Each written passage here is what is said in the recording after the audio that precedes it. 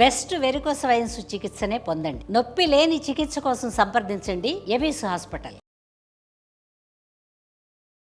నమస్తే. నమస్తే అమ్మా. చాలా రోజులు అవుతుందమ్మా మీతో మాట్లాడి. నేను కూడా చాలా రోజులు అవుతుంది. అవును. ఈరోజు ఎట్లయినా సరే నేనే కూర్చొని మీతో మాట్లాడాలని డిసైడ్ అయిపోయాను అనమాట. నాకు సంతోషంగా ఉంది. అమ్మా, తర్వాత ఒక విషయం అమ్మా, పిల్లల్ని ఏ వయసు వరకు తల్లిదండ్రుల మధ్యలో పడుకోబెట్టుకోవచ్చమ్మా, వాళ్ళ మధ్యలో ఉంచుకోవచ్చు? అంటే పిల్లలకి ఊహ తెలిసేదాకానమ్మా. ఎందుకంటే మధ్యలో పిల్లల్ని పడుకోబెట్టుకున్నప్పుడు తల్లిదండ్రులు అన్నారు కదా, పిల్లలకైతే తల్లిదండ్రులు, కానీ వాళ్ళకైతే భార్యాభర్తలు కదా. అంతే కదా. అంతే కదమ్మా.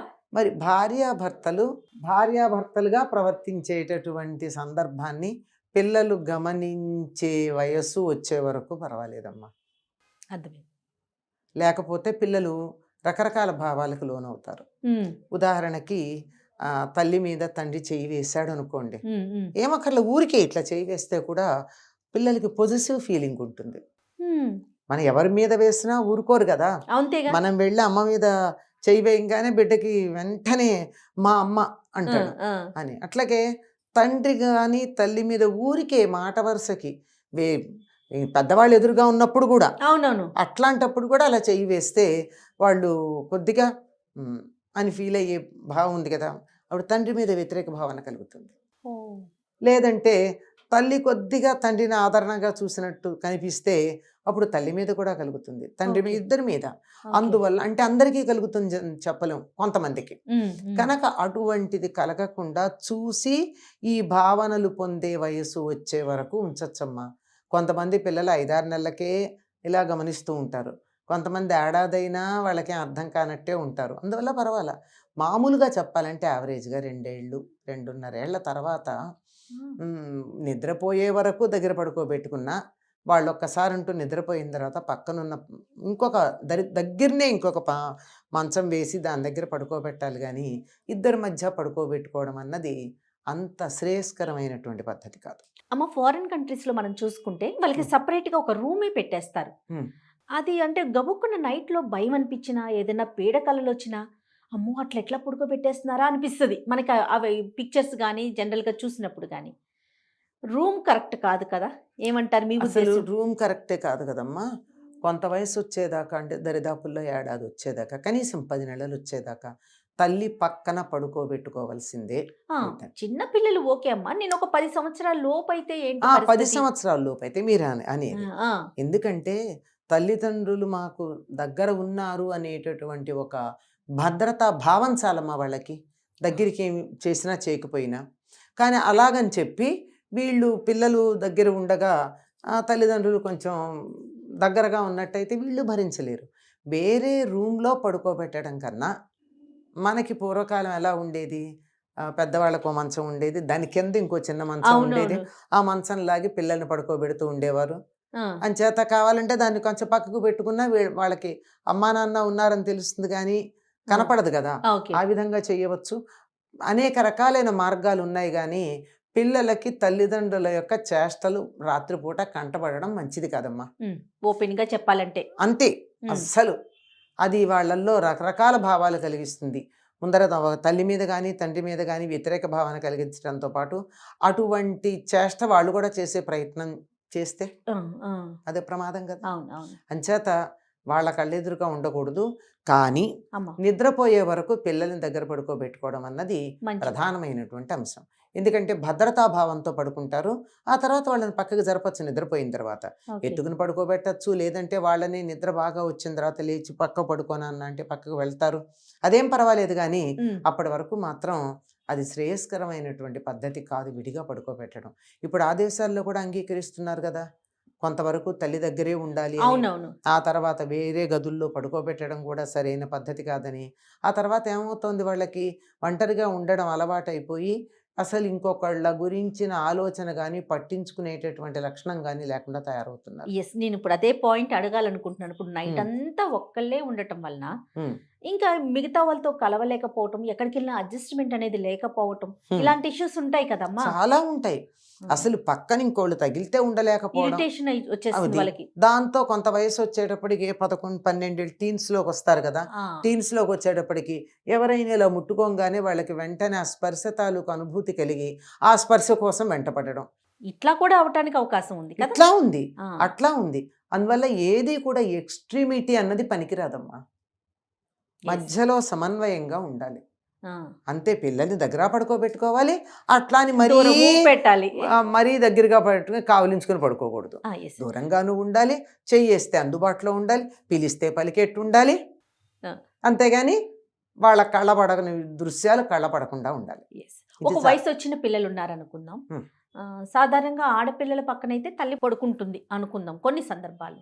మరి మగపిల్లల పరిస్థితి ఏంటి? ఒక వయసు వచ్చిన పిల్లల దగ్గర తల్లి కూడా కొంచెం దూరంగా ఉండటమే ఉండటమే అవసరం. అవసరమమ్మా. తప్పనిసరిగా. అమ్మాయి ఇప్పుడు తల్లి తండ్రికి ఇప్పుడు పడుకునే విషయం మామూలుగా దగ్గర కూర్చోవడం, మామూలు విషయాలు తల కాదు. దువ్వడం, తలంటి పోయడం, అవసరమైతే ఆ. అవన్నీ చేయడం, ఏదో కాళ్ళు పట్టడం ఉంటాయి కదా. అవునవును. ఇవన్నీ చేయొచ్చు. కానీ పడుకునే విషయానికి వచ్చేటప్పటికి మాత్రం తల్లి అయినా తండ్రి అయినా ఒక వయసు వచ్చిన తర్వాత పక్కన పడుకోవడం అన్నది అంత శ్రేయస్కరమైనటువంటి విషయం కాదు. విడిగా పడుకోవడమే మామూలుగా పద్ధతి. ఏదో నలుగురు వచ్చినప్పుడు ఎక్కడికన్నా వెళ్తే అడ్జస్ట్ అదే. అయినప్పుడు 10 మంది మధ్యలో పడుకోవడంలో వేరు. ఆ, 10 మంది ఉంటారు, ఏ పెళ్ళికో పెడతారు, సరిపోదు చోటు, అందరూ ఒకళ్ళ పక్కన ఒకళ్ళు పడుకుంటారు. ఆ. అక్కడ సమస్య కాదు. ఓకే. మరి వయసుకు వచ్చిన పిల్లల్ని ఒంటరిగా వదిలేయొచ్చు అంటారా? పడుకోబెట్టొచ్చా సపరేట్ గా? ఈ సమస్యలన్నీ ఇప్పుడే వస్తున్నాయి. పూర్వకాలం ఉండేది కాదు, నలుగురు ఉండేవారు గనక. ఇప్పుడు సంతానం ఎక్కువ ఇప్పుడు కదా. భార్య భర్త ఒక కొడుకో ఒక కూతురో ఉండేటప్పటికి ఈ సమస్యలన్నీ వస్తున్నాయి. అందువల్ల ఆమ్, శ్రేయస్కరమైన పద్ధతి అందరికీ అవకాశం ఉంటుందో లేదో నాకు అయితే తెలియదు. కానీ తల్లి తండ్రి పడుకునే పడగ్గది ఉంటుంది కదా, పిల్లలు పడుకునే పడగ్గది ఉంటుంది కదా, రెండింటి మధ్య తలుపు కనుకున్నట్టయితే ఆ తలుపు దగ్గరికి వేసి గడియలు వేసుకోకుండా ఆ. వాళ్ళు ఎప్పుడు పిలిచినా తలుపు తీసుకుని వచ్చేటట్టు, లేకపోతే తలుపు దగ్గరికి వేసి ఉండేట్టు ఏర్పాటు చేసుకోవడం అన్నది చాలా శ్రేయస్కరమైన పద్ధతిగా నేను చాలా మందికి సలహా ఇచ్చానమ్మా. పిల్లలకి అందుబాటులో ఉండేలా, అందుబాటులో ఇబ్బంది ఉంటాం. లేకుండా. అమ్మా నాన్న పక్కన ఉన్నారు, ఉమ్. మనం ఈ గదిలో ఉన్నాం, మంచం సరిపోదు కనుక ఇక్కడ పడుకున్నాం, కావాలంటే తలుపు తోసుకుని పెడతాం. Yes. లేనప్పుడు ఎందుకు?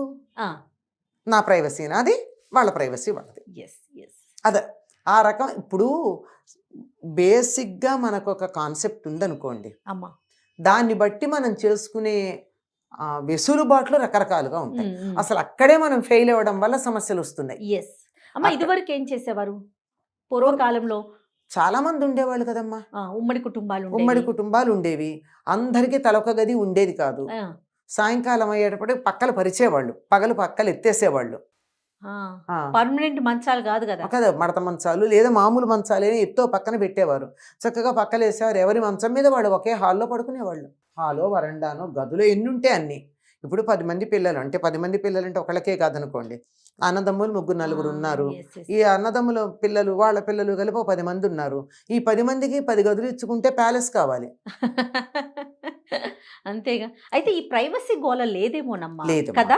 లేదు. ఇటు తల్లిదండ్రులకి లేదు, అటు ఆ. పిల్లలకి లేదేమో అని ఇంత అనిపిస్తా ఉంది. ప్రైవసీ అనేటటువంటిది లేదు కనుకే ఆప్యాయతలు ఉన్నాయి. ఎప్పుడైతే ఈ ప్రైవసీ అని వచ్చిందో ఎవరికి వాళ్ళు అయిపోయి ఇంకోళ్ళ గురించి పట్టించుకోకపోవడం, ఇష్టం లేకపోవడం, ఒకళ్ళకొకళ్ళు వాసన పడకపోవడం వచ్చిందమ్మా. టచ్ మీ నాట్ లాగా అయిపోయింది అయిపోయారు. కదమ్మా. అందుకే వ్యక్తులుగా ఉంటున్నాం తప్ప కుటుంబంగా ఉండట్లా మనం. బా, సూపర్ అమ్మా, నిజం చెప్పారు. Hmm. వండర్ఫుల్. Hmm. వ్యక్తులుగానే వ్యక్తులుగా మిగిలిపోతున్నాం. మిగిలిపోతున్నాం. కుటుంబం లేదు, ఒక ఆప్యాయత లేదు, ఒక యూనిటీ లేదు. దేశ సమైక్యత గురించి మాట్లాడతాం, ముందు మన ఇంట్లో గ్లోబల్ విలేజ్ అని మాట్లాడతాం, ప్రపంచంలో ఉన్న మానవులందరూ ఏకమని మాట్లాడతాం. కుటుంబంలో ఉన్న 3 4 ఏకంగా ఉండలేకపోతున్నారు కదా. ఉమ్. ఇది ఎందుకు ఆలోచించట్లా? సరే 10 మందిని కనలేకపోతే వదిలేద్దాం. కనీసం ఇళ్లలో అమ్మనో నానమ్మనో ఉంచుకుంటే పిల్లలు వాళ్ళతో ఉంటారు కదా. మనకేమో వాళ్ళు నచ్చట్లేదు, ఇద్దరం ఉద్యోగాలు చేయాలి, ఇంట్లో పెద్దోళ్ళు ఉండొద్దు. ఉమ్. అందుకని కుటుంబ వ్యవస్థను ప్రోత్సహించండి, ఎంకరేజ్ చేయండి అన్నట్టు ఒక లైన్. అదే చెప్పండి. ఇప్పుడు ఒకప్పుడు మా చిన్నతనంలో 5 6 పిల్లల దాకా అందరు ఉండేవాళ్ళు. వాళ్ళే పెరిగి వాళ్ళు పెరిగేవాళ్ళు. కలిసి ఉమ్మడి పడుకోవడం. కుటుంబాల్లో ఉంటే 10 మంది ఉండేవాళ్ళు. అమ్మ. లేకపోతే కూడా విడిగా ఉంటే కనీసం 3 పిల్లలు. తర్వాత 1 or 2 వచ్చింది. ఆ తర్వాత ఓన్లీ 1 వచ్చింది. ఆ తర్వాత 1 ఆర్ నన్ను వచ్చింది. ఇప్పుడు నన్ను వచ్చింది.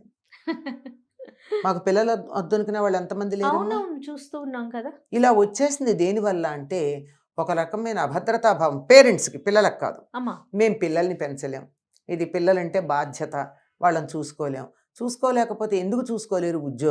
ఉద్యోగం దేనికి? మేము బాగుండడానికి. ఇవాళ బాగున్నాం, రేపటి సంగతి ఏమిటి? అది ఆలోచించట్లేదమ్మా. ఆలోచించట్లా. ఆ, అసలు దీనికి అంతటికి గొప్ప పరిష్కారం ఉండనే ఉంది. నేను ఎప్పుడూ నా విద్యార్థులకు చెప్తూ ఉంటాను, వాళ్ళు చాలామంది నాకు ఫీడ్బ్యాక్ కూడా ఇస్తారు. అమ్మా. మీరు మీ అత్తగారును అమ్మ అంటే ఆ ఆడపిల్లలకైతే అత్తగారు, అబ్బాయికైతే అమ్మ, ఆ, అత్తగారినో అమ్మగారినో ఇంట్లో పెట్టుకోండి. ఏమవుతుందంటే ఒకవేళ ఒక అత్తకి కోడలు పరాయిది, తిడుతుంది, విసుక్కుంటుంది, నో ప్రాబ్లం. ఉమ్, నీ పిల్లల్ని తన వాళ్ళుగా చూసుకుంటుంది కదా. ఒక నానీ కన్నా బెటర్ కదా, ఒక ఆయా కన్నా బెటర్ కదా. Why don't you think like that? yes, నువ్వు ఎంత exactly. విజిలెన్స్ పెట్టాలి ఒక ఆయానో నానీనో పెడితే? అవును. వాళ్ళు ఏం చేస్తున్నారో ఏం తెలుసు? వచ్చేప్పటికి నీట్గా ఉంటారు పిల్లలు, అంతే ఆలోచిస్తున్నారు. కానీ ముందు మరి అనట్లేదు. జాగ్రత్త కదమ్మా. ముందు ఇప్పుడు ఈ జాగ్రత్త. రోజుకి ఇంటికి సంబంధించి వచ్చేటప్పటికి కొంచెం ఆలస్యం అయింది. ఆలస్యం అయితే అత్తగారు తిడుతుంది, ఏమిటి నీకు ఇంట్లో పిల్లలు లెక్కలేదా, ఇంత ఆలస్యంగా వచ్చావని. ఒక నిమిషం ఊరుకో, అయిపోతుంది. చూడలేక అన్నది. ఆఫీస్లో బాస్ తిడితే పట్టలేదా, అత్తగారు తిడితే ఏం మాయరోగం పడ్డానికి? బాగా చెప్పారమ్మా. నీకు నీ అత్తగారికి పడకపోవచ్చు, there is no doubt about it. అంటే ఎందుకంటే చాలామంది విషయంలో. అవునవును. కానీ నీ పిల్లలు ఆవిడ మనవాళ్ళు మనవరాళ్ళు కదా, ఉమ్. వాళ్ళని చూసుకుంటుందిగా. వాళ్ళ కోసమైనా కాంప్రమైజ్ కావాలి కదా. అది చెప్పింది. నీ పిల్లలకి ఎంత భద్రతాభావం ఉంటుంది నానీ కన్నా.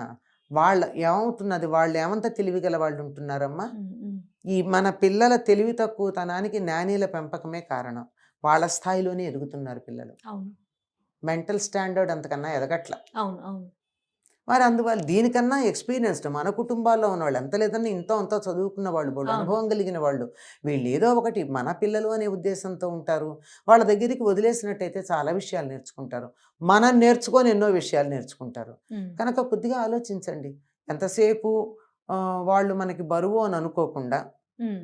ఇటు అమ్మనైనా అత్తగారినైనా ఎవరైనా ఎవరో అనుకోండి, ఒకరిని ఇంట్లో పెద్దవాళ్ళు. ఎవరో ఒకళ్ళు పెద్దవాళ్ళని, వాళ్ళని మూటలు, బరువులు, బస్తాలు అనుకోవద్దు. ఇదే కదా టెర్మినాలజీ వాడుతున్నారు చాలా అవునమ్మా, భయంకరంగా. అవునమ్మా. వాళ్ళ వల్ల మనకి మేలు జరుగుతుందన్న ఒక్క దృష్టితో think about the problem from other side. వాళ్ళ వైపు నుంచి ఆలోచించాలి. వాళ్ళ వైపు నుంచి, మన వైపే, మనమే, అంతేనా? వాళ్ళదేం కాదు, మనమే. వాళ్ళు ఉంటే మనకి బరువు అనుకునే దగ్గర ఆ. నుంచి వాళ్ళు ఉంటే మనకేం లాభం అన్న దృష్టిలోంచి yes, yes. ఆలోచించుకున్నట్టయితే ఆ, బాగుంటుంది. ఇప్పుడు పిల్లలు వాళ్ళ దగ్గర పడుకుంటారు, ఆడపిల్ల అనుకోండి, మేనత్తో నాయనమ్మో వాళ్ళిద్దరూ ఒక గదిలో పడుకుంటే ఆ పిల్లకి భద్రత, మీరు హ్యాపీగా ఉండొచ్చు. yes. అంటే వీళ్ళ సుఖాన్ని చెడగొట్టే వాళ్ళు కూడా ఉంటే ఉండొచ్చు, ఆ, ఎక్కడా ఉంటారు. yes. ఇప్పుడు అందరూ అలా ఉంటారని చెప్పలేం, అలా ఉండరని కూడా చెప్పలేం. అందువల్ల మన జాగ్రత్తల్లో ప్రతి సమస్యని మనకున్నటువంటి పరిస్థితుల్లో మనకి చేతనైన రీతిలో దాన్ని పరిష్కరించుకునే ప్రయత్నం చేయాలి. Every problem is unique. చాలా బాగా చెప్పారమ్మా. నమస్తే.